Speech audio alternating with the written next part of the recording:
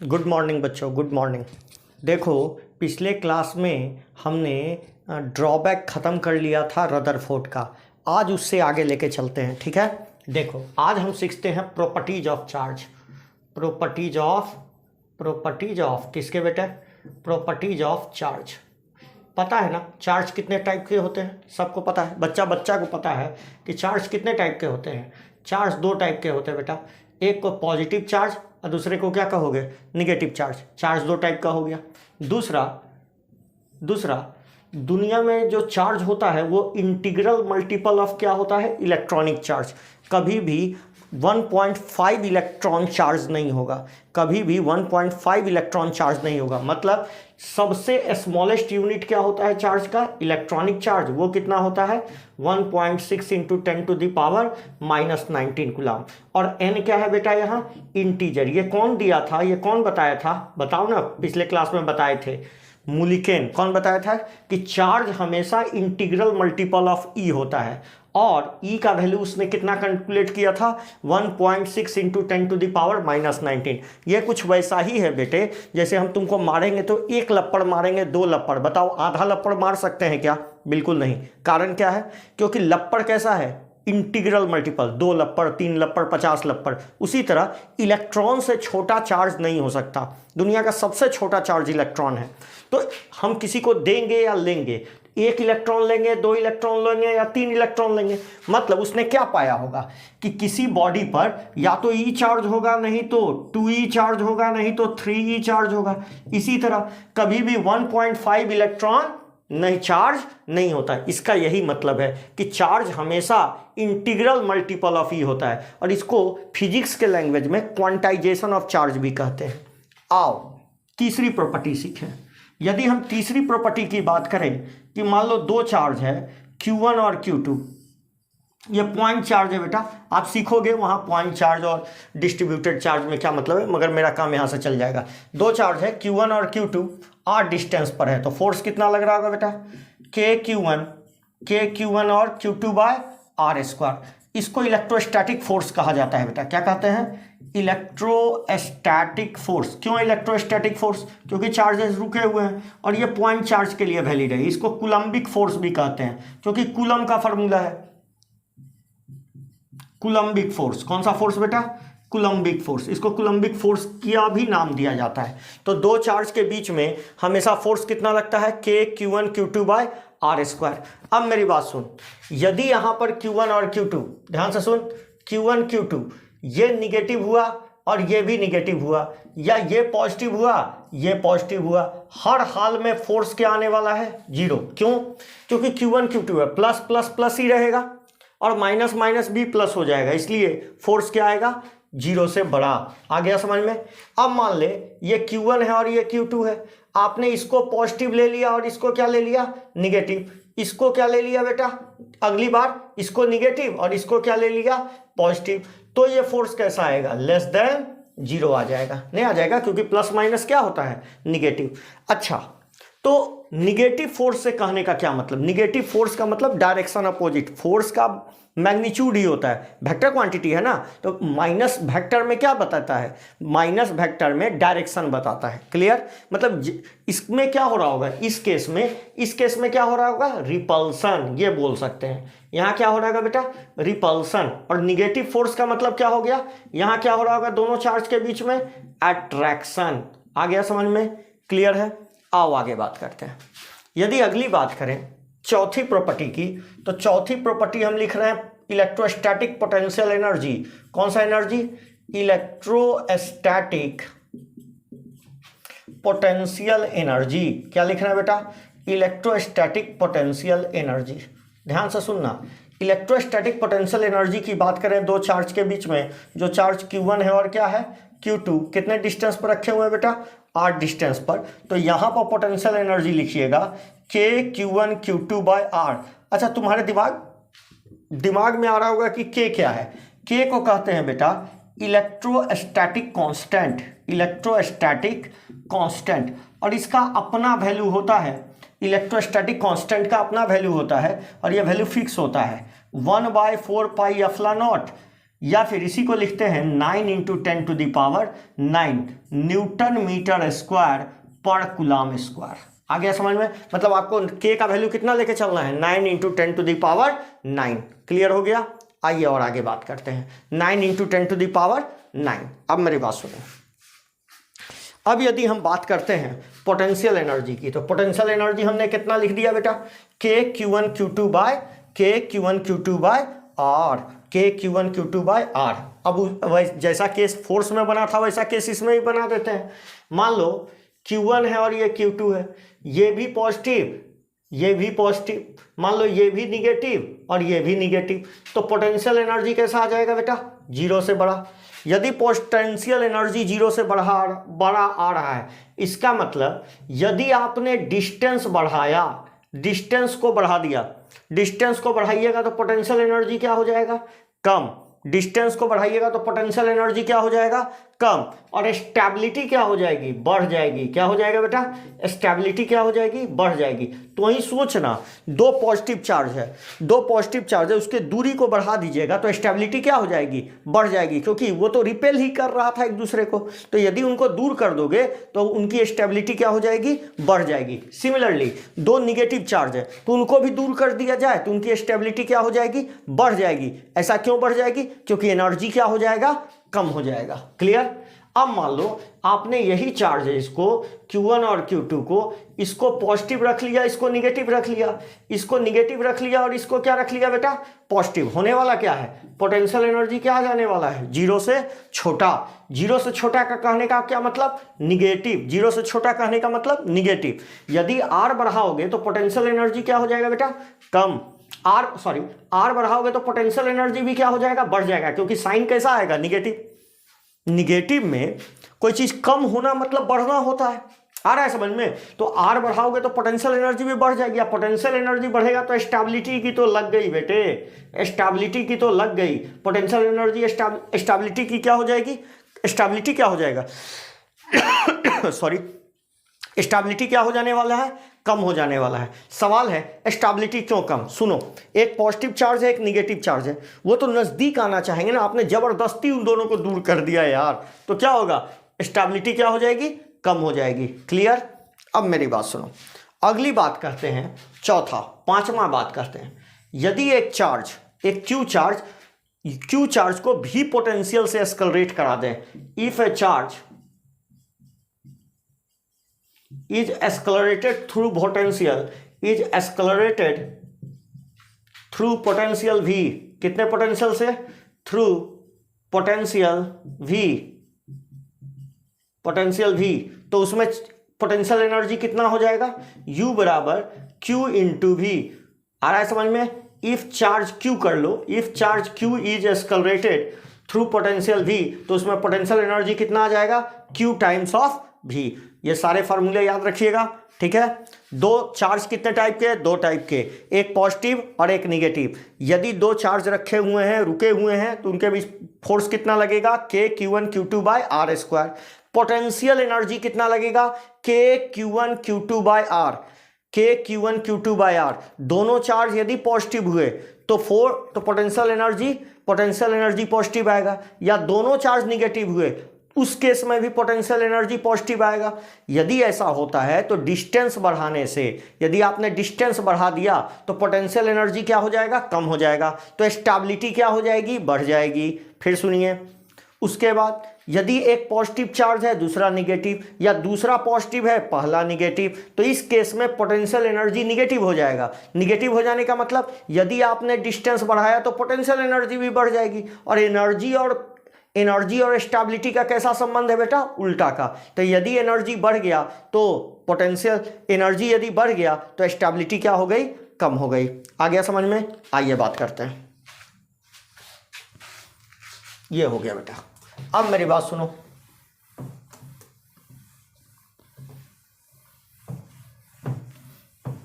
यदि हम बोले काइनेटिक एनर्जी, छठा पॉइंट, काइनेटिक एनर्जी का क्या फॉर्मूला होता है? काइनेटिक एनर्जी का बच्चा जानता है, क्या होता है, हाफ mv², यही होता है ना। और काइनेटिक एनर्जी हमेशा पॉजिटिव होता है, कभी निगेटिव नहीं होता। सातवीं बात करें, सातवीं बात करें, हम एनर्जी कंजर्वेशन की बात कर रहे हैं। एनर्जी कंजर्वेशन, पहले हम मैकेनिकल एनर्जी की बात करते हैं। कौन से एनर्जी की बात करते हैं बेटा? Mechanical energy. ये छोटा छोटा फॉर्मूला है जो आपको याद रखना है। मैकेनिकल एनर्जी क्या है? ये टोटल एनर्जी है, और कोई भी चीज का टोटल एनर्जी दो फॉर्म में बढ़ जाता है, एक पोटेंशियल एनर्जी और एक काइनेटिक एनर्जी। ठीक है, तो पहला मैकेनिकल एनर्जी किसके? मैकेनिकल एनर्जी जिसको हम ई से दिखा रहे हैं, ये दो का सम होगा। किसका? Potential energy plus kinetic energy. किसका? मैकेनिकल। इसको हम मैकेनिकल एनर्जी बोल रहे हैं, एमई मैकेनिकल एनर्जी। इसको क्या बोल रहे हैं? Potential energy. और इसको क्या बोल रहे हैं? Kinetic energy. तो मैकेनिकल एनर्जी सम होता है potential energy plus kinetic energy का। ठीक है, अगला बात बोलते हैं आठवां बात क्या बोले? Energy conservation. क्या बोल रहे हैं बेटा? Energy conservation. एनर्जी कंजर्वेशन का मतलब होता है energy neither created not destroyed. Energy को ना बढ़ाया जा सकता है ना खत्म किया जा सकता है। हाँ, एक फॉर्म ऑफ एनर्जी दूसरे फॉर्म में क्या कर जाती है? बदल जाती है। अब मेरी बात सुनो, यदि हमने एनर्जी कंजर्वेशन देखा तो ई एनर्जी मतलब mechanical energy, initial mechanical energy बराबर क्या कहोगे? Final mechanical energy. मतलब जितना एनर्जी पहले होगा बाद में उतना ही एनर्जी होना चाहिए। आ रहा है समझ में? जितना एनर्जी पहले होगा टोटल, उतना ही एनर्जी बाद में होनी चाहिए, क्योंकि एनर्जी ना बनता है ना खत्म होता है। तो इसको क्या लिख सकते हैं बेटा? तोड़ के हम लिख सकते हैं potential energy 1 plus kinetic energy 1, kinetic energy 1 बराबर क्या? Potential energy 2 plus kinetic energy 2। यही ना लिख सकते हैं, दोनों को खोल के इस तरीका से लिखा जा सकता है। क्लियर? अब मेरी बात सुनो, यदि पोटेंशियल एनर्जी बढ़ेगा तो टोटल एनर्जी तो कांस्टेंट रहना है, इसलिए काइनेटिक एनर्जी को क्या हो जाना होगा? काइनेटिक एनर्जी को क्या हो जाना होगा बेटा? कम हो जाना होगा। जैसे मान ले हम कह रहे हैं कि टोटल मैकेनिकल एनर्जी मेरा 100 है। कितना है? 100। और potential energy plus kinetic energy ये 20 है और ये 80 है। मान लो हम इसको 40 कर दिए तो इसको कितना होना होगा? 60, क्योंकि टोटल हमेशा कितना रहना है? 100। समझ में आ रहा है? तो जैसे जैसे इसको बढ़ाया जाएगा ये क्या होता जाएगा? कम होता चला जाएगा। क्लियर हो गया? क्लियर हो गया? तो ये रहा energy conservation. Energy neither created not destroyed. जितना एनर्जी शुरू में उतना ही एनर्जी बाद में। ठीक है, आगे आओ। एक को कहते हैं वर्क एनर्जी थ्योरम। देखिए, वर्क एनर्जी थ्योरम भी वही है जो काम वर्क एनर्जी थ्योरम करेगा वही काम कौन करेगा यहाँ पर? मैकेनिकल एनर्जी या एनर्जी कंजर्वेशन। एनर्जी कंजर्वेशन भी वही काम करेगा। 9 नंबर देखिए, हम कह रहे हैं work energy theorem. Work energy theorem ये क्या कहता है बेटा? वर्क एनर्जी थ्योरम कहता है कि W टोटल बराबर change in kinetic energy. Simply बात यही याद रखना है और कुछ नहीं। W टोटल बाय बराबर चेंज इन काइनेटिक एनर्जी। तो W टोटल बराबर K फाइनल माइनस क्या लिख सकते हैं बेटा? K initial. और K final minus K initial का मतलब क्या लिख सकते हैं? बोलो, हाफ mv²। v मतलब हाफ है, ये इसको v2 लिख ले बेटा, इसको K1 लिख लें तो क्या लिखेंगे? Half mv2² minus half mv1²। Half m common ले लिए तो W2 बराबर क्या लिख सकते हैं बेटा? हाफ m क्या लिख सकते हैं? v2² minus v1²। तो ये हो गया आपका कौन सा फॉर्मूला बेटा? इन वर्क एनर्जी थ्योरम से टोटल एनर्जी कैलकुलेशन। या तो ये तो याद रखिए, चाहे ये याद रखिए, एक फॉर्मूला याद रखिए, थोड़ा ध्यान दीजिएगा। ठीक है, अब मेरी बात सुनिए, जल्दी कॉपी कीजिएगा, जरा सा कॉपी जल्दी कीजिएगा। याद है हमने कुछ बातें की थी रिप्रेजेंटेशन ऑफ एटम वगैरह, 2 मिनट में दोहरा लेते हैं। यदि हम रिप्रेजेंटेशन ऑफ एटम करें,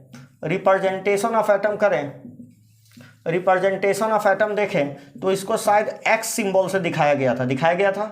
नीचे Z और ऊपर क्या लिखते थे? A। इसको क्या कहा गया था? हाँ जी, मास नंबर। और इसको क्या कहा गया था? इसको एटॉमिक नंबर कहा गया था।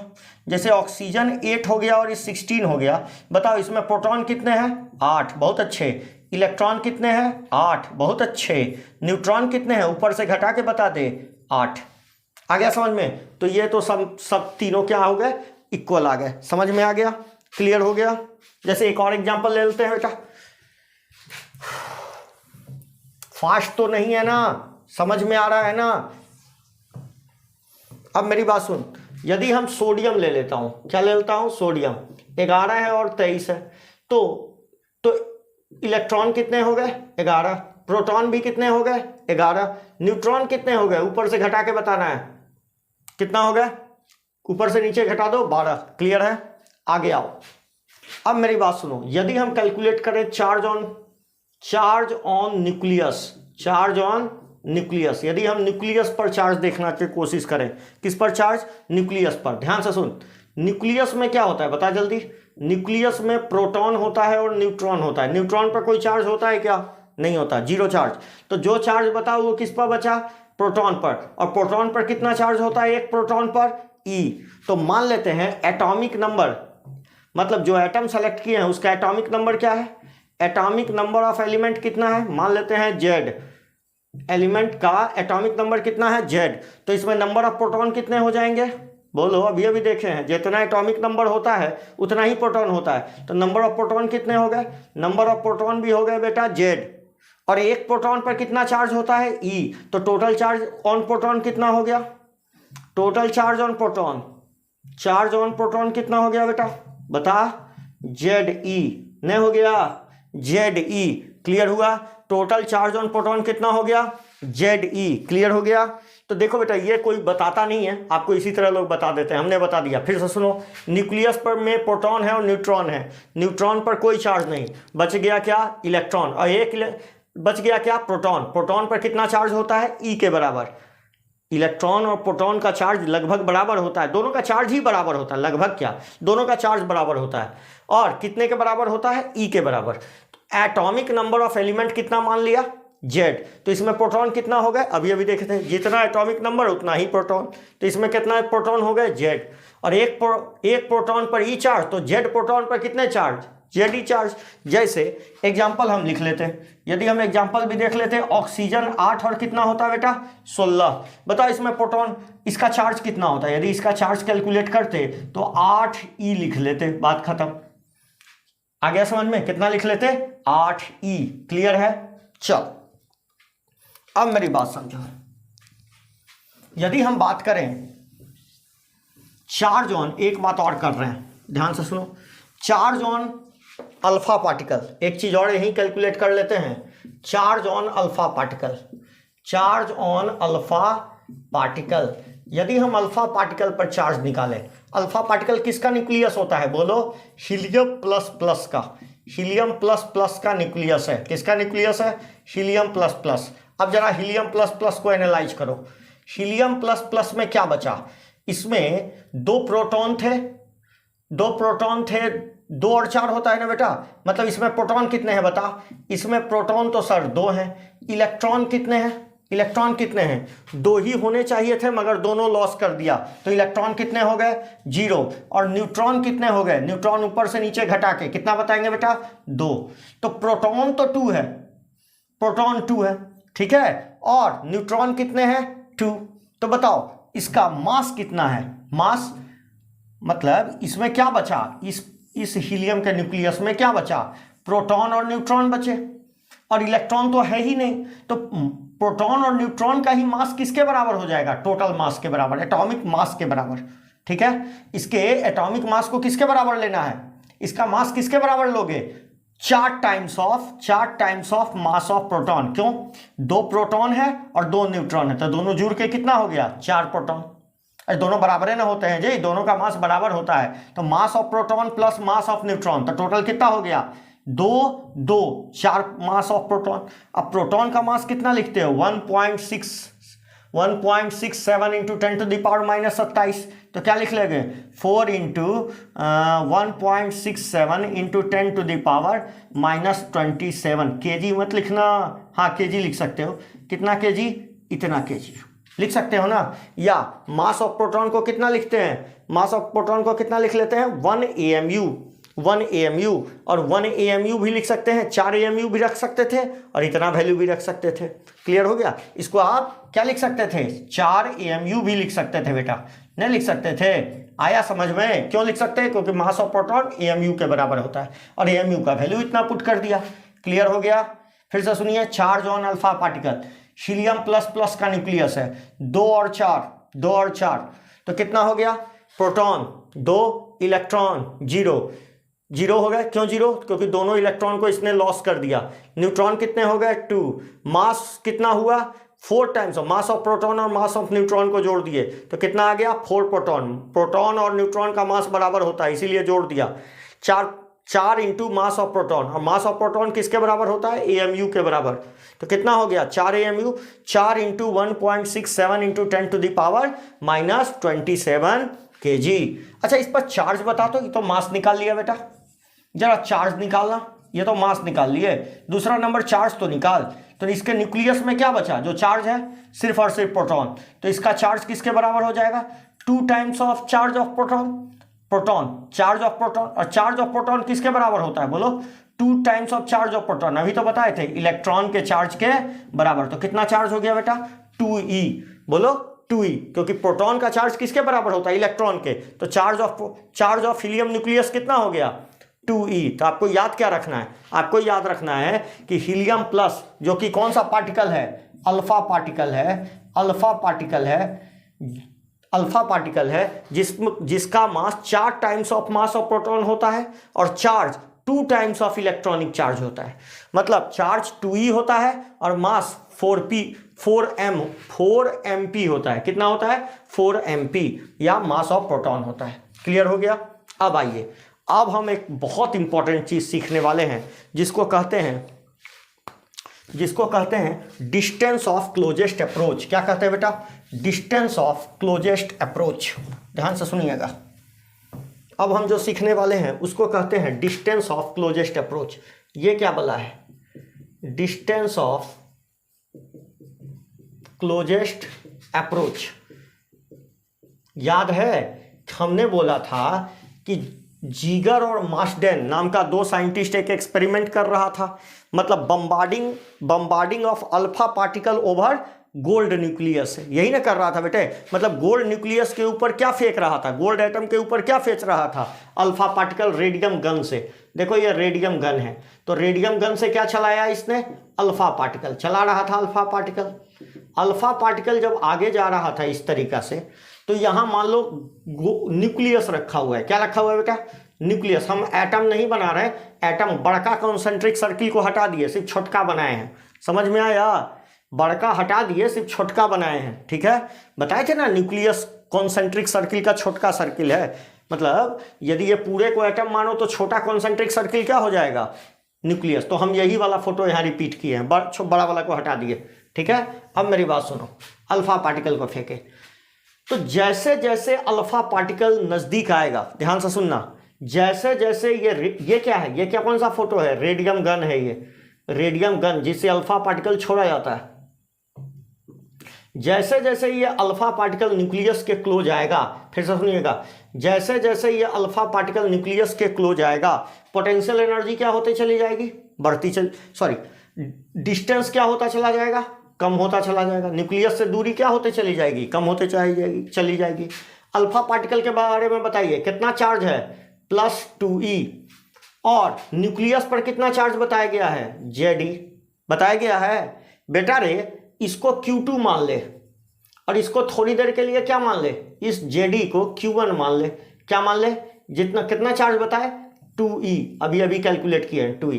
तू ही सोच, ये दोनों पॉजिटिव है, दोनों चार्ज पॉजिटिव है, Q2 भी पॉजिटिव और Q1 भी पॉजिटिव। मतलब जैसे तो पोटेंशियल एनर्जी पॉजिटिव आएगा, यदि दोनों चार्ज पॉजिटिव हो तो पोटेंशियल एनर्जी पॉजिटिव आएगा। अब जैसे जैसे ये नजदीक आएगा अल्फा पार्टिकल, इसका डिस्टेंस न्यूक्लियस से क्या होता जाएगा, कम होता जाएगा। समझना, जैसे जैसे अल्फा पार्टिकल को आप फेंकिएगा, अल्फा पार्टिकल चलना शुरू करेगा, तो जैसे जैसे न्यूक्लियस के करीब आएगा, इसका डिस्टेंस न्यूक्लियस से क्या होता जाएगा, कम होता जाएगा। यदि डिस्टेंस कम होता चला जाएगा तो पोटेंशियल एनर्जी क्या होता चला जाएगा, बढ़ता चला जाएगा। आ रहा है समझ में, पोटेंशियल एनर्जी क्या होता चला जाएगा, बढ़ता चला जाएगा, क्योंकि इनवर्स का फॉर्मूला है, U बराबर क्या था, KQ1 Q2 by R square, KQ1 Q2 by R, यही था ना बेटा फॉर्मूला। अब देखिए, यदि R घटा, पोटेंशियल एनर्जी क्या हो जाएगी, बढ़ जाएगी, मगर मैकेनिकल एनर्जी को क्या रहना है, कांस्टेंट। इसको क्या रहना है, कांस्टेंट। मैकेनिकल एनर्जी को तो कांस्टेंट, इसीलिए काइनेटिक एनर्जी क्या हो जाएगा बोलो, कम हो जाएगा। काइनेटिक एनर्जी कम हो जाएगा मतलब, काइनेटिक एनर्जी कम हो जाएगा मतलब वेलोसिटी क्या होते जाएगी, कम होते चली जाएगी। तो जैसे जैसे अल्फा पार्टिकल किसकी ओर आएगा, न्यूक्लियस की ओर, उसका स्पीड कम होने लगेगा, स्पीड कम होने लगेगा, और फाइनली एक पॉइंट पर आके ये क्या हो जाएगा, रुक जाएगा। मान लेते हैं इस पॉइंट पर आके ये रुक गया, इस पॉइंट पर आके रुक गया, इस पॉइंट को हम नाम देते हैं 2 पॉइंट। कौन सा पॉइंट, 2 पॉइंट। मतलब इस पॉइंट पर आके मेरा अल्फा पार्टिकल रुक गया, और यहां के बाद चूंकि रिपल्सन होगा, ये अपना डायरेक्शन चेंज करेगा और फिर से पीछे की ओर लौट जाएगा।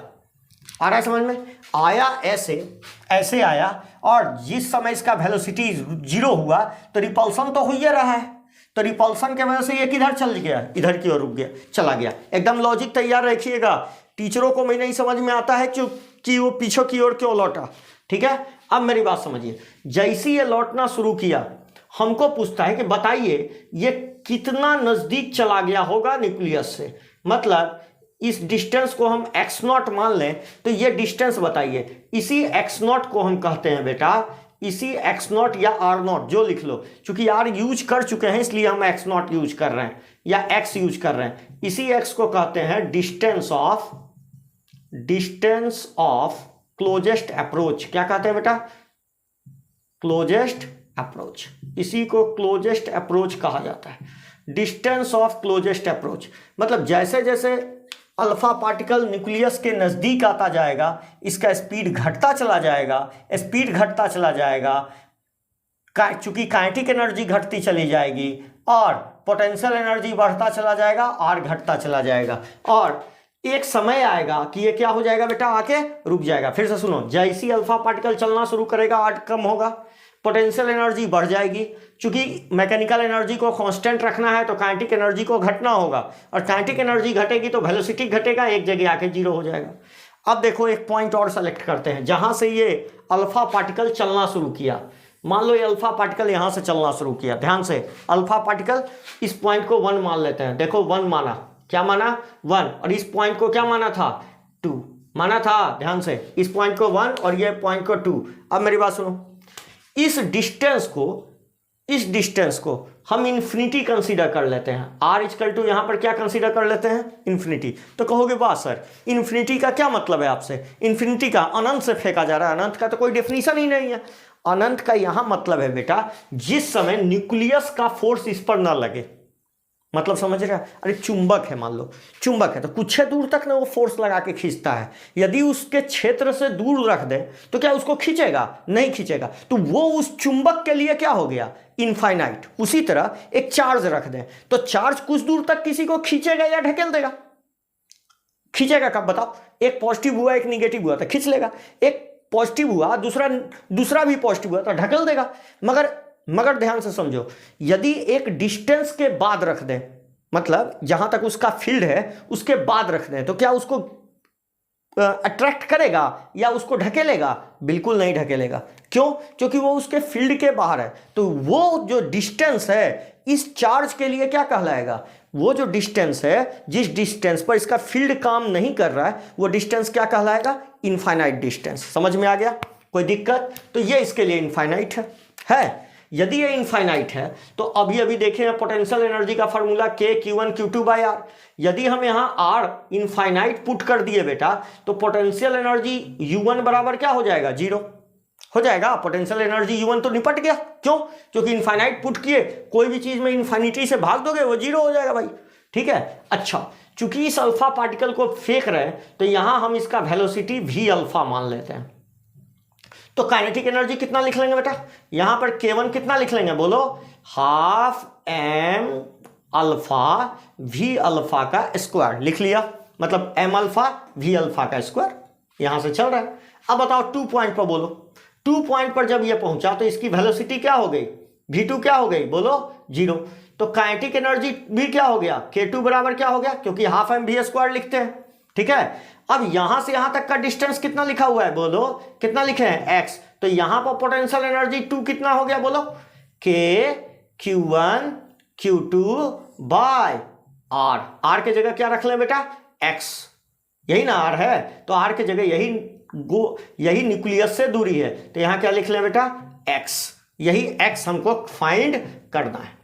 अब मेरी बात सुनो, यदि हम यहां और यहां मैकेनिकल एनर्जी कंजर्व कर दें, कौन सा एनर्जी कंजर्व कर दें, मैकेनिकल एनर्जी, क्योंकि energy neither created not destroyed. आ रहा है समझ में? तो यदि हम पॉइंट 1 और पॉइंट 2 पर क्या लगा दें, energy conservation, applying energy conservation, energy conservation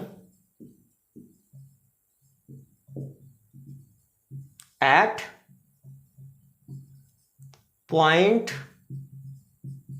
1 and 2, 1 and 2, 1 और 2 पर एनर्जी कंजर्वेशन लगा दिया। यदि हमने एनर्जी जैसी कंजर्व किया तो हम क्या लिख सकते हैं, कौन सा energy, total energy, mechanical energy, E1 बराबर क्या लिख लिया बेटा, E2। E1 का मतलब बोलो, kinetic energy 1 plus potential energy 1 बराबर kinetic energy 2 plus potential energy 2। ठीक है, इधर वाला इरेज कर रहे हैं, देखो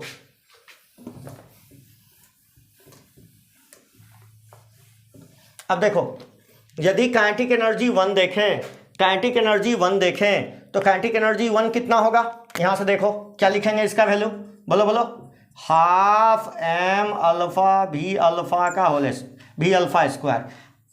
पोटेंशियल एनर्जी इनिशियल कितना है, 0, ये कितना है 0, और ये कितना लिखोगे, हाँ जी, के Q1 Q2 बाय के Q1 Q2 बाय एक्स। आ रहा है समझ में? अब मेरी बात सुनो, दोनों साथ दोनों वैल्यू को देख रहे हैं, कितना लिखे हैं, बोलो, हाफ, 0 तो 0 खत्म हो गया, क्या बचा, हाफ एम अल्फा भी अल्फा स्क्वायर इक्वल टू के Q1 Q2 बाय आर या एक्स कर लो, एक्स था ना, एक्स। अब बोलो Q1 का वैल्यू किसका, Q1 इसको माने हो, तो Q1 का वैल्यू कितना है, बोलो, हमने लिखा है Q1 का वैल्यू कितना लिखा है बेटा, Q1 का वैल्यू हमने लिखा है 2E, और इसका वैल्यू क्या लिखा है, ZE। जरा वैल्यू पुट करो, क्या लिखेंगे, हाफ एम अल्फा भी अल्फा स्क्वायर। अच्छा, एम अल्फा को क्या लिखे हैं, 4mp नहीं लिखे हैं, 4mp, तो इसको लिख लो 4mp, 4mp लिख सकते हैं, 4mp, या नहीं भी लिख सकते हो, बाद में पुट कर लेना, चलो बाद में पुट कर लेंगे इस वैल्यू को बाद में पुट कर लेंगे, ठीक है। चलो सॉल्व करो, तो कितना आ जाएगा, हाफ एम अल्फा भी अल्फा स्क्वायर इक्वल टू के 2E ZE अपॉन एक्स। जरा इसको 2 को इधर ले आओ, x को इधर ले आओ, ये दोनों को नीचे कर लो, देखो x को इधर ला रहे, एम अल्फा भी अल्फा स्क्वायर को नीचे और 2 को इधर, बताओ क्या हो जाएगा, बोलो, x इक्वल टू कितना बेटे, ई दोनों को गुना कर लो, कितना हो जाएगा, E इंटू ई स्क्वायर, 2 गुना 2 4, तो 4 के जेड ई स्क्वायर। समझ में आया कि नहीं, देखो 2 है, E इंटू ई स्क्वायर, ए को बच गया जेड, और के लिख दिया, और 2 जा कितना हो गया बेटा 4। नीचे आओ, क्या लिखेंगे, एम अल्फा भी अल्फा स्क्वायर, चाहो तो इसका वैल्यू पुट कर सकते हो, तो क्या आ जाएगा, x इक्वल टू 4 के Z E square upon 4mp लिख सकते हो, इंटू वी अल्फा स्क्वायर, 4 से 4 काट लेना, कितना आ गया, के Z E square by mp into V alpha square. लिख सकते हो बेटा, लिख सकते हो। अब मेरी बात सुनो, जैसे जैसे वी अल्फा बढ़ाओगे x का वैल्यू क्या होता चला जाएगा, कम होता चला जाएगा। जैसे जैसे वी अल्फा बढ़ाओगे, ध्यान से सुनना, तो काइनेटिक एनर्जी भी क्या होती चली जाएगी, काइनेटिक एनर्जी भी क्या होती चली जाएगी, बढ़ती चली जाएगी। काइनेटिक एनर्जी यदि बढ़ती चली जाएगी तो x का वैल्यू क्या होता चला जाएगा, कम होता चला जाएगा। कहने का क्या मतलब है, यदि आपने बहुत तेज रफ्तार से इनिशियल पॉइंट से रेडियम गन से अल्फा पार्टिकल को छोड़ा, बहुत हाई स्पीड से छोड़ा, तो वो ज्यादा न्यूक्लियस के क्लोज, मतलब यहां नहीं रुकेगा और नजदीक आ जाएगा। आ रहा है समझ में, और नजदीक आके रुकेगा। कारण क्या है, क्योंकि इसका स्पीड ज्यादा है। यदि स्पीड देखो ना, ये क्वांटिटी यदि ज्यादा होगी तो ये क्वांटिटी क्या हो जाएगा, कम हो जाएगा। आ गया समझ में, क्लियर की ऑल क्लियर, क्लियर की ऑल क्लियर, बोलो क्लियर की ऑल क्लियर, क्लियर हुआ, क्लियर है। तो अब मान लो तुमको अल्फा वगैरह दे दे, वेलोसिटी बता दे, तो क्या एक्स निकाल सकते हो? बिल्कुल निकाल सकते हैं। तो मान लेते हैं एक क्वेश्चन भी हम क्रिएट कर देते हैं इसी तरह का। मान लो कि कॉपर का न्यूक्लियस है। किसका न्यूक्लियस है? कॉपर का। तो कॉपर का कितना होता है? 29। जेड बराबर कितना होता है? 29। कहता है अल्फा जो रे है वो 2 × 10⁻, अल्फा पार्टिकल का V alpha equal to 2 × 10⁵ metre per second से फेंका गया। बताओ डिस्टेंस ऑफ क्लोजेस्ट अप्रोच कितना होगा? डिस्टेंस ऑफ क्लोजेस्ट अप्रोच कितना होगा? निकालो। कैसे निकालोगे? क्या फॉर्मूला लगाते हैं? एक्स इक्वल टू अभी सीखे हैं kZe² bye mass of proton into V alpha square. सारा वैल्यू रख दो। 9 × 10⁹ इंटू जेड का मतलब 29, ई का वैल्यू 1.6 × 10⁻⁻19 का whole square divided by mass of proton कितना होता है? हाँ जी, सिखा चुके हैं। 1.67 × 10⁻⁻27 इंटू 2 × 10⁵, और जो भी आंसर आएगा वो किस में आएगा? मीटर में। किस में आएगा बेटा? मीटर में। समझ में आ गया? इसको सॉल्व कर लेना, जो आएगा वो मीटर में आंसर आएगा। क्लियर? तो आज के लेक्चर में हम यहाँ तक सीखे, ठीक है। हमने डिस्टेंस ऑफ क्लोजेस्ट अप्रोच निकालना सीखा। अगले लेक्चर में हम सीखेंगे इलेक्ट्रोमैग्नेटिक वेव। क्या सीखेंगे बेटा? Electromagnetic wave. Thank you.